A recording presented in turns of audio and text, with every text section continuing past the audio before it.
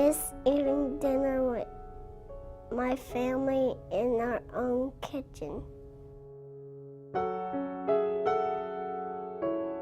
Somewhere along the line, I did something wrong and I'm a failure, and I should have never let it get to this. We didn't have a place to go, and that's pretty low when you have to sleep in your car. I was distraught. I was going to do what I could, you know, to keep my family off the street. I just didn't know what to do. I miss having our own house.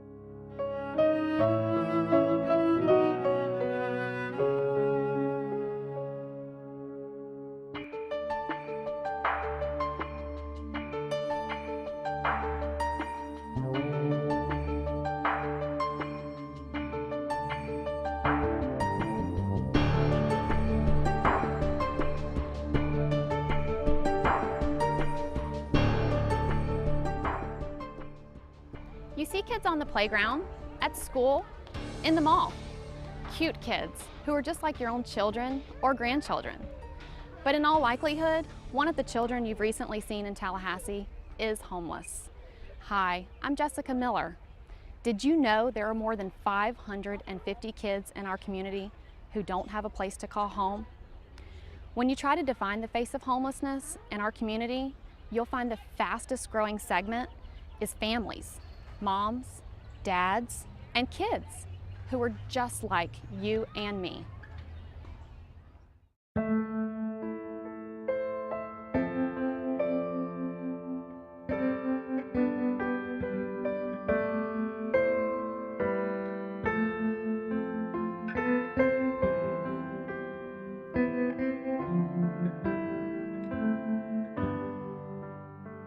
In Tallahassee, we have homelessness as we have across the nation. In Tallahassee, what it looks like is that on any given day, there are probably about 1,000 people who are experiencing homelessness. Over the course of a year, there might be 5,000 or 6,000 people who were homeless at some point during the year. Point-in-time count is done throughout the United States, and it's an opportunity for as many cities as possible to identify how many homeless they have in their community.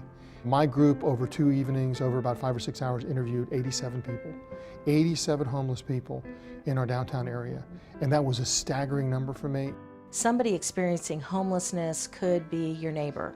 It's somebody who's down on their luck, family who maybe the breadwinner lost their job and they couldn't keep up with rent, and it just spiraled into a horrible situation for them. There's no formula for who becomes homeless. There's no, oh, well, only these type of people have a chance to become homeless. There's a variety of people here from different backgrounds. They have dignity and worth. They have histories, they have dreams, and they're looking for a place to call home.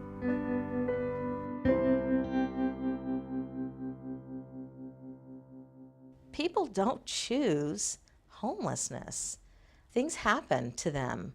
Some folks are really able to overcome those barriers and challenges and get back into their own home.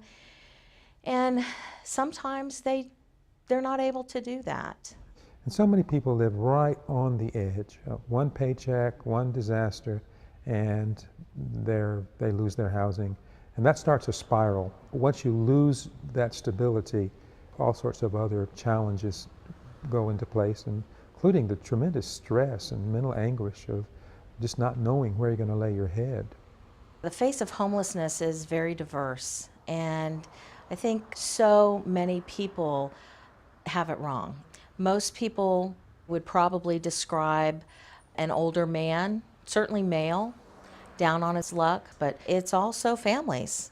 A life crisis like a divorce or an illness or a house fire, those kinds of things can knock people into homelessness who never suspected that that would happen to them. And if we want to try to stop this cycle of homelessness, I really feel strongly that we've got to target our families with our children.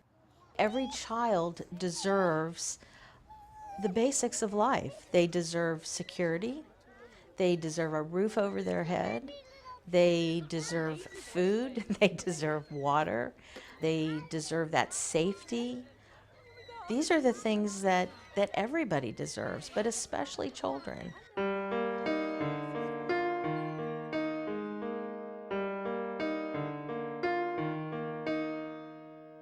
It's having to look at your children and say, Mommy can't do it anymore. You know, I don't know where we're gonna go. I don't know what we're gonna do.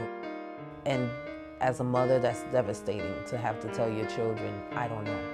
And just the looks on their faces when I said that, that's very, very devastating.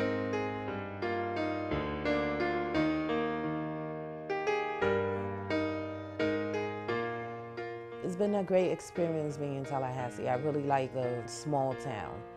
As for me, typical Jersey girl, graduated from college, have an associate degree in business.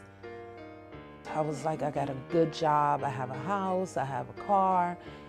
We could do all these things. And then 3 years ago when my son passed, it was a downward spiral for me. And then the economy hit. I was laid off from work, and it was devastating because I felt like I let my children down. Don't think it couldn't happen to you, because it could very well happen to you. Because I never thought it happened to me, but it has.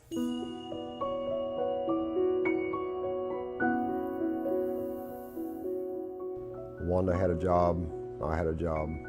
The money was good. It was $400 to $500 a week. That our jobs fell through and we were homeless again.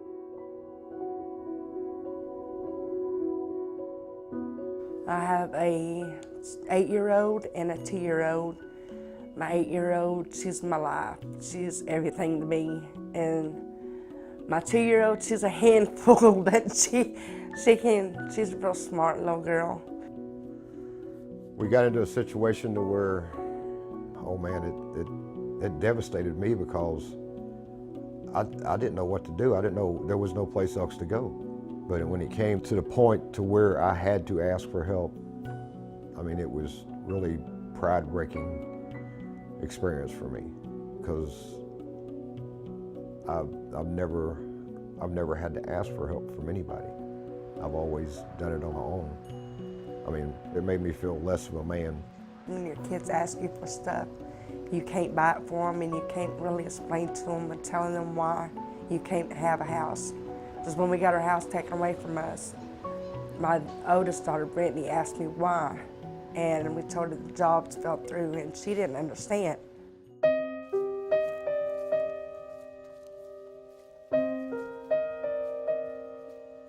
A friend of mine might complain about not being able to get her nails done that week, and I'll be like, you know, I haven't had my nails done in years, and it's like, is that the stuff that really matters?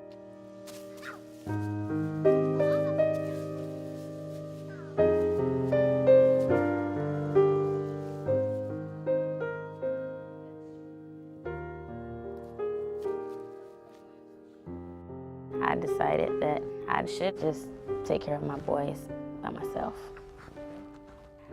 I worry about everything. Mainly just being a strong mother to raise 2 boys. You know, there's a lot of stereotypes about that also. You know, she's not taking care of her kids, and that's why they're in the shelter. And, you know, you just have to learn how to kind of leave all the negativity where it is and think positive. And just as quick as I got into the situation, anybody can, really.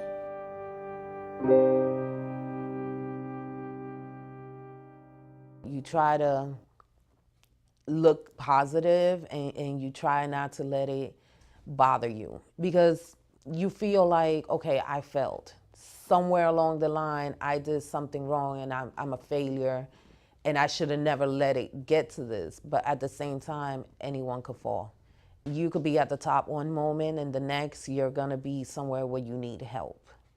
The city, since 2004, has had a program called Change for Change. It's voluntary. It's through your utility bill. You opt in to have $1, $2, $5, $10, whatever figure you want, added onto your monthly utility bill. The programs that Change for Change supports are comprehensive, and they help folks find employment, get training, establish the sort of supports that they need so they can transition from homelessness into stable housing. Change for Change dollars goes to Capital Area Community Action Agency, also to the Hope Community, and to finally Second Harvest Food Bank.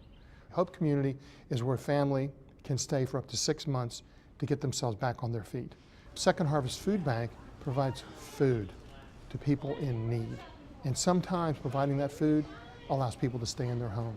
Capital Area Community Action Agency does many things. One is helping people pay their utility bill when they're not in a position to do that. So we have 3 different organizations that do different things that help people in need, and the Change for Change program goes to them because those particular organizations really help youth. Why should you give to Change for Change? Because just like it says, it is change for change. And Tallahassee is such a caring place. It is quite easy to add, even if it's just change onto your utility bill. Any amount helps. If we all give a small amount, imagine the difference that we can make. I was appalled to learn that over 550 children are homeless in this community, this wonderful community that we call Tallahassee. I left a pledge for $100 a month off in addition to my utility bill to help in some small way to meet the needs of these children. This is a wonderful opportunity for the community to really have a direct impact on a child's life. We have answers here in Tallahassee, and one of those answers is the Hope Community.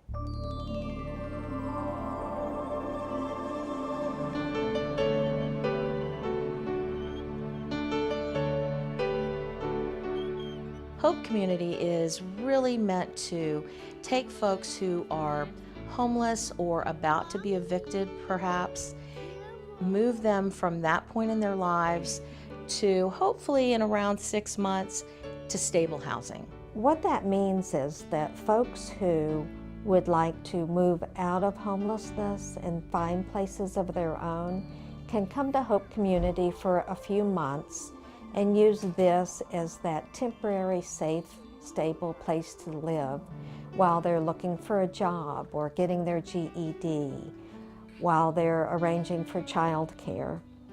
It gives folks kind of a place where they can exhale for a moment and just say, okay, I'm safe here. This is where I can get to work on taking care of whatever issues might have caused me to be homeless in the first place.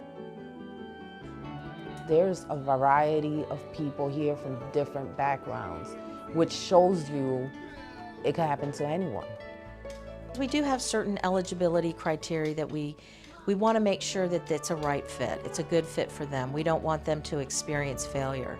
We have 4 people to a room, so if you're a 2-parent family and 2 children, then you have your own room. If you're a single mother with 1 child, you may be sharing that room with another single mother and a child. This is my home for right now, and it's a bedroom. We have a closet, have the 4 beds for me and the girls, and as you can see, we try to make it as homey as possible. We share a bathroom. Every 2 rooms share 1 bathroom. If it wasn't for Hope, I probably wouldn't have my children right now. I would probably be in the street and never be able to become part of the working society ever again. This right here is our common area. We try to make it look as a living room as much as possible. We'll come out here. This is where the residents will come if they're gonna eat here instead of in the cafeteria, watch TV, kind of just socialize with each other.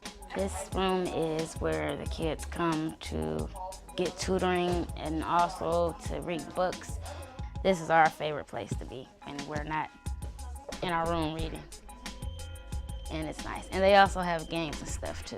But this is pretty much where everyone comes to get away and have time with their kids. Let's see. Ocean on the Spot. We can read that one too. Like I always hear people say, I couldn't do that. I would never do that. It's all about, you know, the type of person you are. If you're willing to get the help that you and your children need for your family. If it's worth it, then, you know, I'm for it. All right, bedtime. All right, you in your bed, Zay? And I'll read 2 stories. Give me a hug. Kiss. I love reading to my children. We still read every night, but as far as like getting to cook them, you know, what we like to eat, we don't get those days, and that kind of, it's a bummer, but you know, I just be like, well, Mommy, when we move, we're gonna definitely have meatloaf night. We have Taco Tuesdays and little different things that we like to do. We have other folks who come in, they are unemployed, they may or may not have past bills. So what we immediately want to do is try to get them employed so that they can start saving money. One of our big goals is that they do have enough money once they leave to pay that first and last month's rent, to pay the deposits for their utilities, but also to have a buffer. People need to know that we all need to have a buffer because it's that buffer that is going to keep us from becoming homeless. Hey Chris, you busy? How you doing? Good, how you doing? I'm good. Doing good. So, how was the week? The week was good. It was really good. We have case managers, fabulous case managers, who really work hard and try to identify what are the barriers to this individual or the family getting employment. You know, it might be an ID. They don't have an ID. If you don't have an ID, you can't get a job. It might be transportation issues. There are all sorts of barriers that we're going to try to identify, and then the case manager would work with the family and try to move them from where they are, as I said earlier, to where they want to be. Thank you. I'll see you next Monday. Bye. When you get into a place like this, you're not organized. You don't have the structure because you're so worried about everything. And Hope gives you structure, and they help you go through the steps. And they'll tell you, like, okay, this is where you want to be, but first you need to do all these other things. You know, and when people get here, I know when I got here, I wanted to be at, you know, step number 10, and they're like, no, you got to do all these other steps before. It's always that little part where you don't know if you're going to make it, or what happens when you leave a place like this, you know, when you have people helping you, and it's like, okay, am I going to be able to make it once I get out of here? What am I going to do? You know, everything is just, it kind of goes at you really fast. My biggest worry is just making sure I can afford a place where it's safe for my children.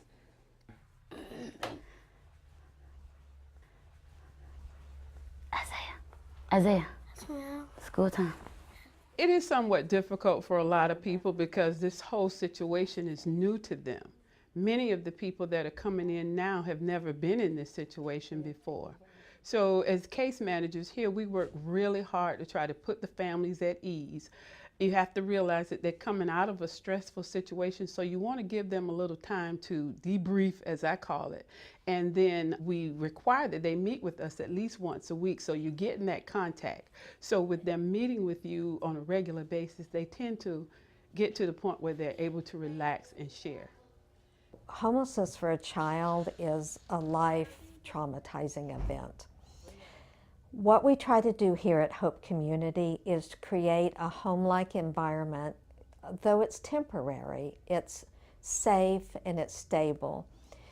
The children here go to school every day. They can either go to the school that they're used to going to, or they could go to the local school. We have tutors here in the afternoon to help them with their homework. We have folks around to talk with them, to make it seem as normal as possible for that child, as safe and secure as possible. Hi, baby. Hi, Mommy. As a single mom, I can't break down because I have them, and I have to show them by example, like, it's okay. But I know for my children, you know, it's the stereotype that they have about being homeless. I know that for them, it's embarrassing. Children pick up on their parents' stresses to start with.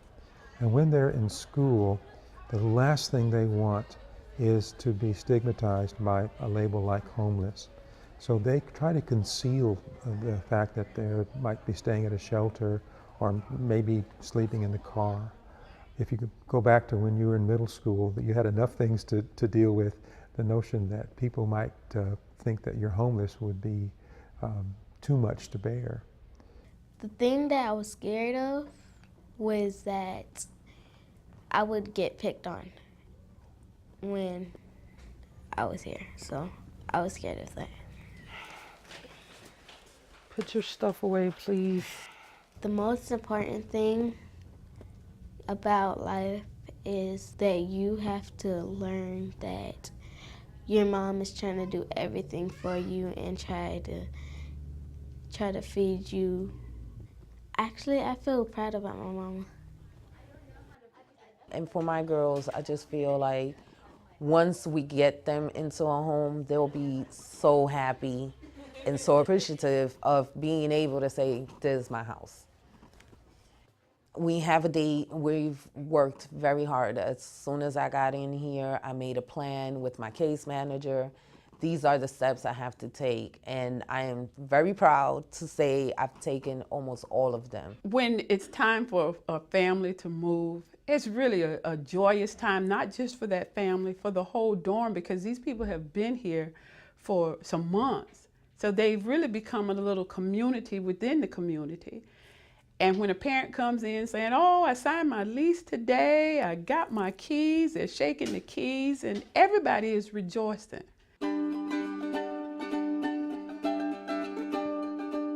I am in awe of what they're able to accomplish. It takes a lot. It's an inner strength that I see in these families.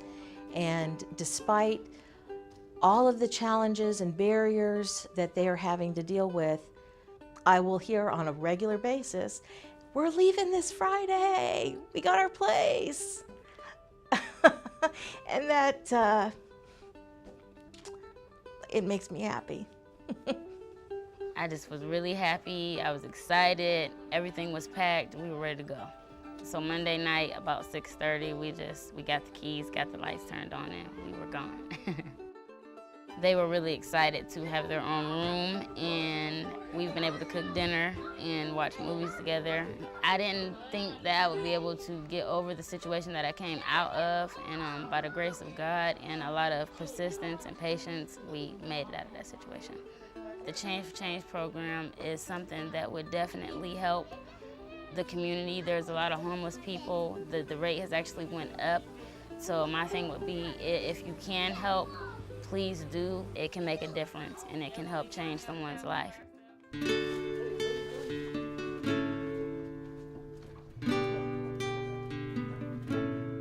When I found out that we were fixing to leave Hope, it was the most happiest, glorious day of my life. I mean, I knew that we were going to be out on our own as a family again, that we would be able to eat our own home-cooked meals. It's great. It's just like you can't beat the feeling of having your own home after you've been homeless. It just made my family closer. Brittany was, she was so happy, jumping up and down, got her own room, put up Justin Bieber posters and all this. I mean, I've seen a big change in Brittany. Just having the girls' toys out's what really gets me, because they couldn't have all of their toys out. And now they can play with them, and you can see the reaction of them when they're playing with their toys. And they tell me every day that they love us, they love this place. I'm just happy that we got it. What makes me happy in life? To see my kids happy. To see my kids happy. I got stable employment now, and we're here.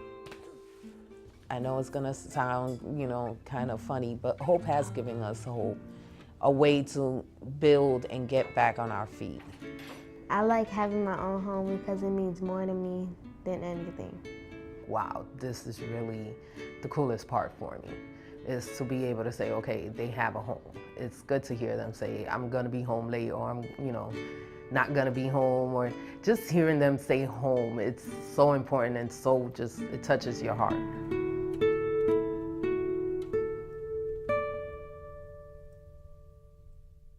For every 10 people who come into Hope Community, 7 of those people move out into their own apartments, their own places. And from then on, they're not homeless anymore.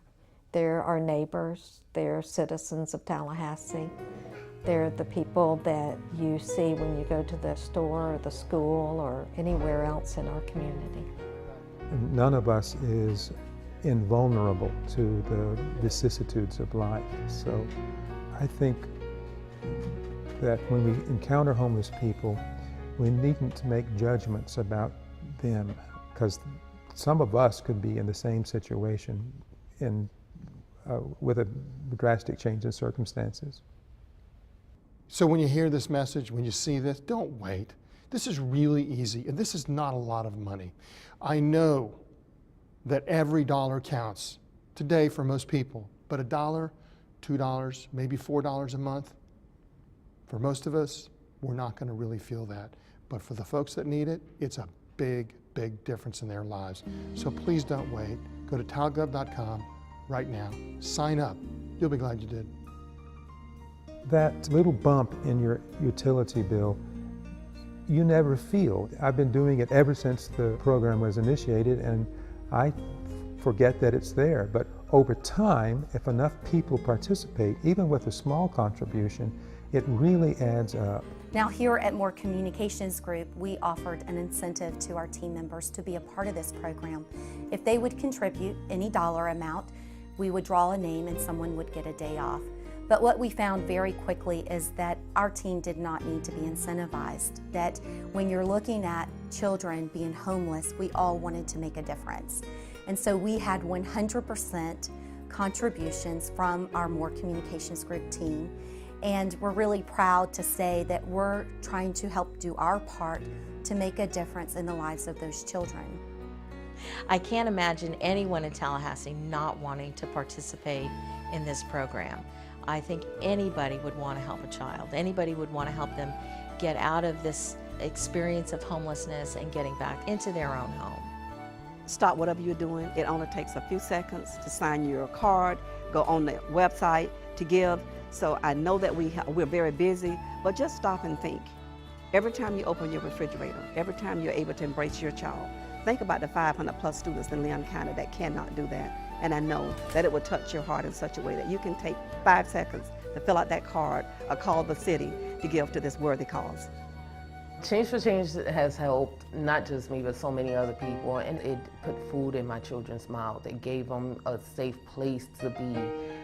It helps so much. It helped us through a point where God only knows where we could have ended up if it wasn't for that help.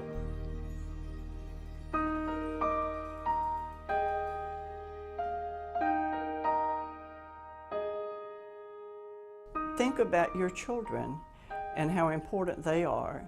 And these children that are homeless are no less important to their parents. Please take a moment from your busy schedule to go online at www.talgov.com, because you will make such a difference in the lives of these 550 children who have nowhere to lay their head. You know, you never know. You just never know. Things happen for a reason. And just giving just lets people know that you care. And it's a good thing to do.